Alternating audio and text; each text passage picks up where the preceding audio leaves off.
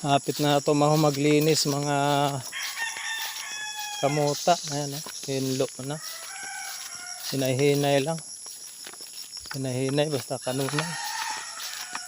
Ito pa sa itong kuan mga kamuta. Itong gihimong pinihinluan gyapon ni din ako. Kare. Ngadto ubos. Hinluan. Nagkarlan.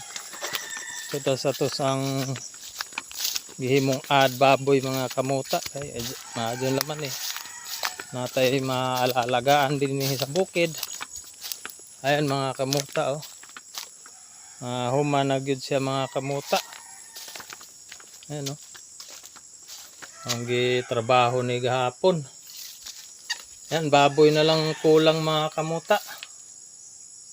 Ayan as dress likod ang ginluan ipaakan kog lapinig dito mga kamuta aras kita. Ayan mga kamuta itong og baboy humanag yun. Salamat Lord na humanag yun siya. Itong hinluan po din hinluan pa ni naho ngadto ubos. Ayan mga kamuta. Salamat.